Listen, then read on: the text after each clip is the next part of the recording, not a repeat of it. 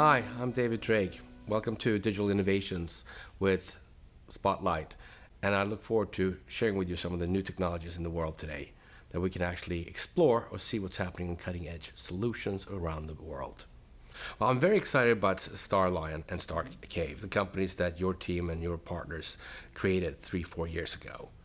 And I want to talk about the solutions and the problems that you're solving, because it took me a little while to get it, but it's technically you replace your credit card, debit card, with a temporary card or QR code to pay anything you want, and an additional 2 layers of protection. So you can never lose your credit card again, you're never giving your credit card to anybody again, and you're only paying temporary with using a light signature that creates an additional layer of protection that makes it impossible to duplicate. Isn't that right? Yep, that's correct. So before I get into the in detail, I would like to probably give you a bit of a background how we actually get it to this stage. As you know, this technology space is ever fast growing industry. And then, when you actually come into a new industry, there's always a problem.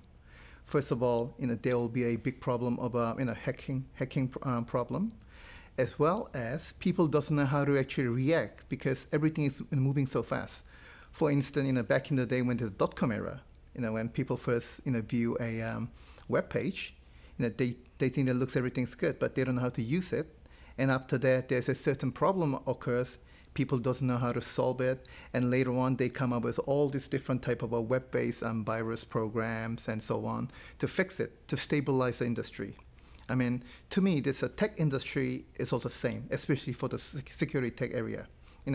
So far from the very early IBM era all the way to now, we've been actually going through Apple, IBM compatible computers, this online hacking or online virus has been one of our biggest headache.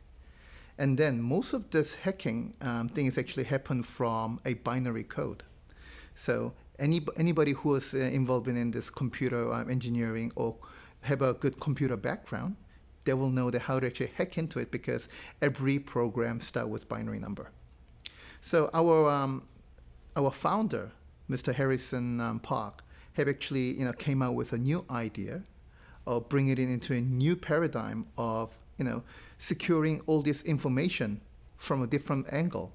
When you look at the light or the color, color is actually one thing that came out from natural source which is even longer than mathematics.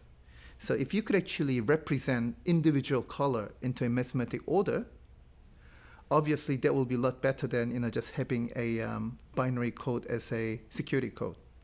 So with the human eyes, when you look at one certain color such as orange, you may think that this is one orange color, but then again, in real life, there's over 1 million different type of orange with a bit of different type of There's unlimited amounts of orange then, right? That's right. And I like the fact and interaction of being able to see colors as a interactive way of creating your own code. That's right. Mm-hmm. So this is actually a very important thing because when it comes to the hacking or the trying to break into certain level of a system, the unified code, people realize number 1 equals to certain numeric code. But then again, what if number 1 represents so many millions of different number? That means it's very hard to actually break into that code. Because what I see is a one number, but then again, behind that number, you have hundreds and millions of different number. That's how this color code has actually started it. So as I understood it from our conversations in the past, is that you'll walk up to, let's say, we're going to Starbucks, and I'm buying a coffee for $6.06. I'll type in on my phone $6.06, and then scan right away on their scanner the $6.06 for the coffee. And the screen will pop up and show me a debit card, if I want to, on the screen with a unique number or a QR code with a unique number. Then I can add a color combination with my finger on the screen, which verifies that I'm actually making this transaction right now with my finger on the phone. Right. Nobody else is doing it. It's physically happening. Yep. And that code is valid for only a few seconds, only for $6.06. Right. The account doesn't have $6.07. Mm-hmm. It doesn't have, it only has $6.06. So if anything would happen for $10, it wouldn't be possible because $10 doesn't exist in the account. Exactly. This actually, you made a very good point over there. Because at this moment, when you're using credit card in a real life, there's so many times that you actually, mistype the amount, go through the transaction, and if you want to cancel that, you have to wait for the, maybe a few weeks to get cancellation, because it doesn't happen over a few hours or even a few seconds. So what this color code enable you to do is that once you actually put a set amount using Scribble, what we call one disposal coupon, barcode number or the scanner, then that will actually transmit it into a vendor machine. And if the amount doesn't match it with the actual amount, it will automatically cancel. Then you just have to go through another disposal code once again. So, before actual transaction happens, you can cancel anything. So that's one of the good point. And then, I get this type of a question quite a lot. People are asking, why do we need this type of security when you're buying maybe $4.50 worth of, Starbucks coffee? Do I really need to go through this type of? Absolutely. Yeah. I'll tell you why I want to go through it because my family have had their cards stolen and the number stolen and lost and money taken out of their debit card, out of their bank account, and we're talking about hundreds of thousands of dollars. Exactly. I don't want anybody to see my card, have access to my card code, ever. This would remove me ever having to use a debit card or credit card. And we'll be able to do a temporary code every single time I make a purchase. Right. Nobody can ever steal my information. Yes. Because I will never be able to give it to them. That's right. I see a little bit of, a fit with Google Pay. Mm-hmm. I see Google Pay, you can pay with Google Pay, and they have that kind of layer. Mm-hmm. But you're taking it even further. You're Right. saying anybody, any credit card, anywhere, can be entered into the phone, Mm-hmm. and you can be using that any way you want to pay, and it's always a limit to the amount that can be extracted. That's so right. you can't actually, you can't send $60 Mm-hmm. and press the wrong button by mistake. Right. Because it has to match exactly what the vendor is saying. Exactly. And it has to go to Starbucks that second. You have like 15, 20 seconds, or it might even expire. Right. So it's a limit to it. It's a one-time disposable code, and nobody can ever touch my info. Yep, that's correct. You got a perfect understanding. But not only that, actually, there's a furthermore. When you're using a credit card, even with a small amount of money, you're only looking at the settled amount of money that has been sent over. But actual fact is that you're exposing your personal information to the others. So I'm sure that sometime when you go to a third country or even on a holiday, you get to see a lot of different type of advertisement on your phone. Where do they get all this information from? Yeah. That's because your card is exposed and your personal information is free out there. Also, after a while, sometimes you have charges on your card if you don't check too often. There's recurring. Mm-hmm. This would allow me to manage that better. Exactly. I don't have to call in and cancel my credit card or debit card just because I'm worried about something because it's being charged, because I could actually put another layer of autonomy and privacy on top of it. There could be a lot of hassle too. Yes, that's right. And also another advantage of having this color code virtual card, at this moment, when you're actually using a credit card, you're actually, you don't have a empower. Basically, the vendor or the merchant have a power to complete the transaction. But what if we flip that over and the user have the power to basically know the whole process of a transaction, they can control it. I'm sure the user will be very happy to know that. When you look at WeChat from China, you're looking at over 5,000 hacking cases every day. But they don't really care because it's such a small amount of money. You're looking at $1, $2. People say, oh, okay, let's forget it. That's a small amount of money. But when that actually accumulated, that becomes a serious problem. These are brilliant solutions. Mm-hmm. They're going to revolutionize credit card and debit cards and payment systems globally. That's right. And it's also have an interactive aspect to it. Mm-hmm.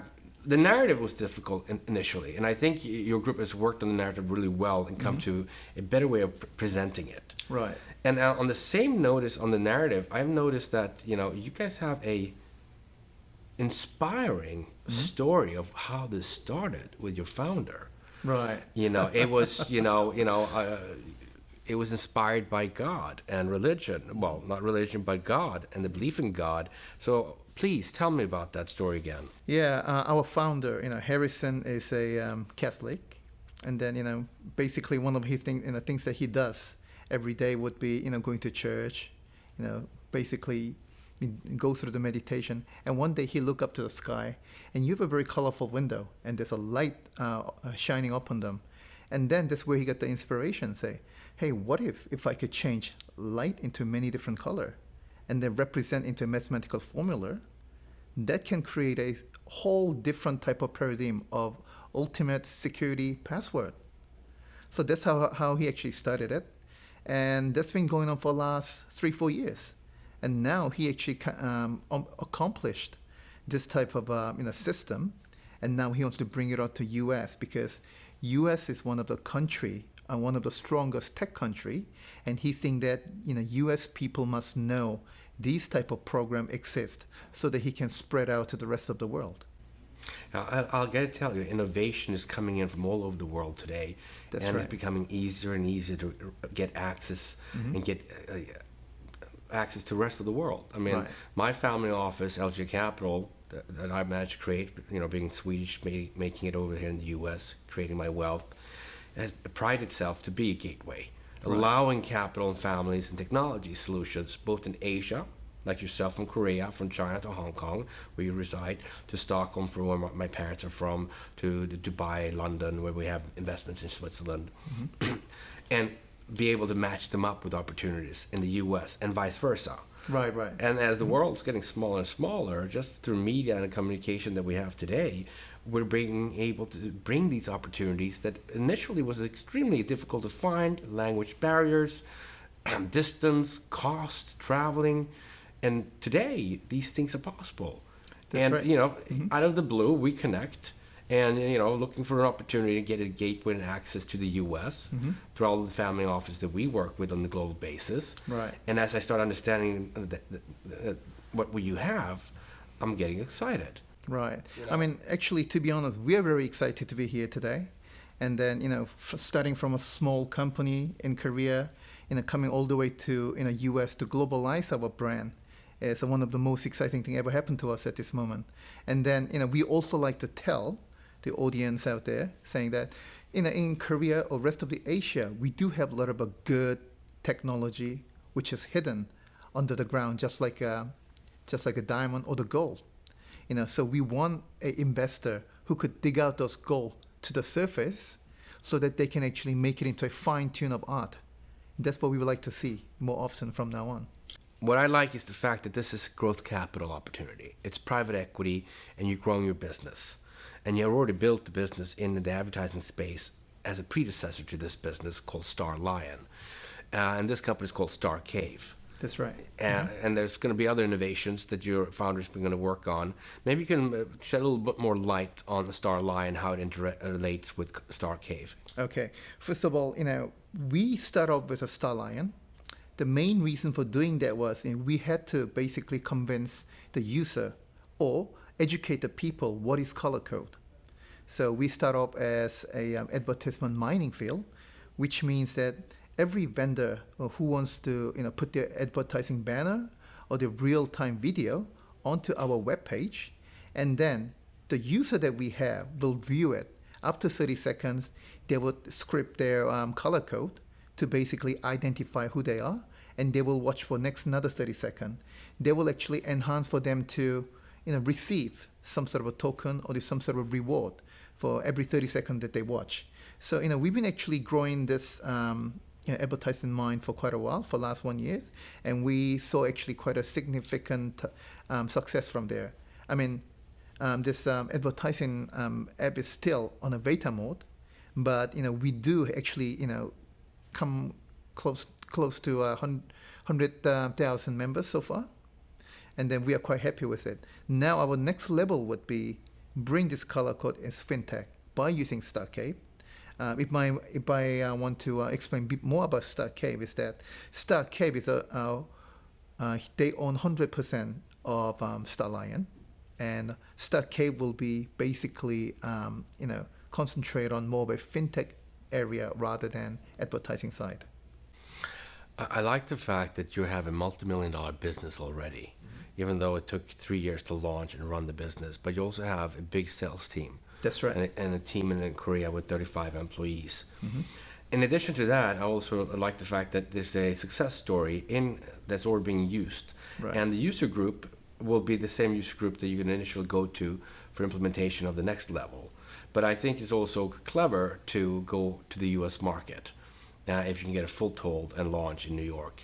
Uh, I think we have a couple conversations with people from Amex and some other organizations that we're very close to. I've been personally invested in payment processing businesses and banking services, as well as looking at acquiring a couple banks. Right. I see a lot of implementation and fit.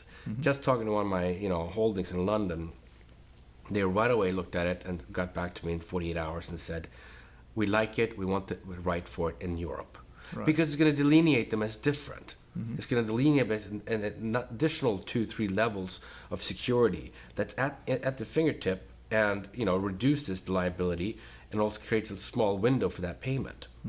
So it took some time, Right. and now when I see it, I'm getting really excited because we've never seen anything like it. You're using your finger and you're creating a color code that's random based on what you're doing with in that moment. Yes, that's correct. And then again, we are very excited, and thanks for all your kind help. I remember that one of the phrases you used in the beginning when we first met, saying that when the egg is hatched, it depends on the parents whether it's going to grow into an eagle or the chicken. And then I think that we made a right decision to bring this way all the way to US to grow even bigger. Tell me a little bit about the founder's background, the CEO's background, your own background. Right. Okay, first our founder, Mr. Harrison Park. He's been involving in this, creating a top tier portals and also the messenger program in Korea for the last 22 years. His background is actually engineering background, and then he's been building all this type of portal as an OEM to start with.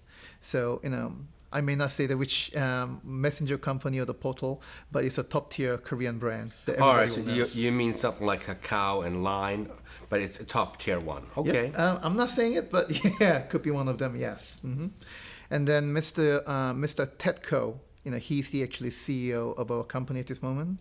He has a management background and also consultation. He's been actually consulting over 400 companies for last decade. In terms of doing a front-end marketing management. So I think we have a very strong team. And again, we also have an internal and external sales team, who does basically more of a, how do I say? It's more of a multi-level marketing type of strategy. So internal sales team will own, like head of an external marketing team. An individual marketing team as a 10 member would go out to each region to basically market that what we are doing at this moment. And then currently we have around 15 developer of this color code program as well. And for myself, my background is from finance.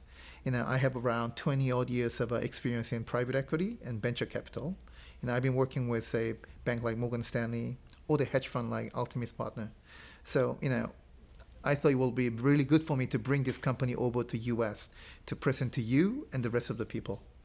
Now, it's interesting that, you're obviously fluent in English and Korean, and you reside in Hong Kong, which gives you capital market access over there as well.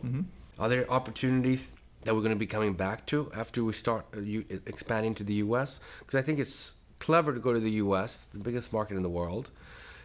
There can be a lot of business development opportunities where you can actually cut deals with private payment processing companies and debit card companies and banks that I have business with already. Right. And that's going to be able to accelerate the business much faster, all the way from the Middle East to Europe to the US, of course. Right, I'm sure, yes. That's why we are very thankful for all this opportunity that you have provided to us so far. Obviously, this is our first meeting under this umbrella to explore what's possible. But when you have something really cutting edge, that it's new technology and inspired by God, which I love. The color combination, the fractions of God, I would say, fog. It becomes important that you build a narrative, and I think the narrative of your founder having been inspired by light, that adds a uniqueness to the story. Yeah, as I was growing up in country like New Zealand, which is a very small town, I come to the big city to get educated. Now I'm in the finance field. But most amazing thing is that you get all these different idea from small thing that we always miss every day. And then, the most innovative people get their inspiration from those kind of things. That really attract me to be where I am today. So I'm very excited about it. Now, I get excited when I see innovation from Asia or from abroad coming to the U.S., and I'm seeing more and more from Asia faster and quicker than anywhere else. Right. Well, I assume you will be seeing more of you in New York because of this expansion. I hope so. Yeah, and you're taking Yes. the growth capital opportunity to expand into a new division. That's going to be Star Cave with a lightning solution for debit cards, credit cards, and payment systems. That's right. Yes. One of the challenges I believe that you will have will be implementation for the average user. I've been involved in a lot of fintech, and most of us, when we don't understand how something works, we don't want to ask anybody because we feel like we're going to look stupid. That's right. So how will you be able to get my father? By the way, my father just became the world champion of Counter-Strike, the computer Wow. game in Sweden. Congratulations. They created a senior citizen team. Right. And his team won the first world championship competition in the world doing just that. But for him to use this technology, like myself, if there's too many options, I get confused. Right. How will it become seamless that people can see something very short for 20 seconds and say, oh, okay, that's what I need to do? That's right. That's actually a very good question that you just asked. Normally for the elderly citizen or some of the people who are not really familiar with the applications, even for myself, I don't normally use the online credit card as well. I'm still old school, using a physical credit card to go somewhere and do something. It's mainly because all this application that asking you to do a transaction online is so complicated. For the age of a 65-year-old man try to get into, send money over the online, they're asking for authentication code, which they will send it by SMS, and you got to retype that in. And after that, if that doesn't work, you don't even know whether the actual transaction has happened. But with this color code, we made it so simple and user-friendly that you just need to scribble all different color, and then simply transfer over, and that they will show you the whole process, and you get the instant receipt that the money has been sent. So what is more complicated and simple than that? I believe that using this color code is even made it so easier. I'm sure the 4-year-old kid can actually use it. That's our aim. The conviction I have is that you're onto something big, and I want to see that beginning part of it is easier to understand from a very simple way of saying, click here, and a tutorial that shows anybody that move your finger over here, move your finger over here. You have 1 or 2 options. You have no options. Just do it this way. And I think that could be very helpful. Yeah, I think that's a great idea. I think we should try to make a tutorial out of a video, and maybe we can probably put it on YouTube for people to get to know it. There are some apps nowadays that when they have something new, you actually have to do it on the screen before it goes to the next That's right. page. That would be needed. I think that would be great with a little finger sticking out. Right. I think that's a great idea. I think we should put that in our mind. What are some of the things that you want your audience to take away from this conversation we're having today? Well, we want to say to the audience that, we are from Korea, and now we are ready to, rock your town, get ready to get something easy for the protection of all this security on your way. So you don't need to worry about your payments anymore. We are here to help you out. Cybersecurity is very big right now.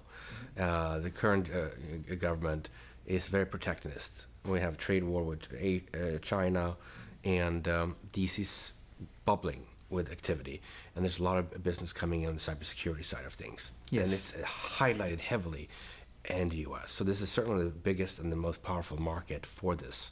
So I think the timing is really good for you guys to be coming to New York. And you're right, the right partnerships that we have access to globally, from directors that I have who used to work at Intel Capital, who built Intel Capital, who ran the treasury division of Intel, and from other cybersecurity companies that we know for a long time, gives us access to have very quick conversation to find a yes or no.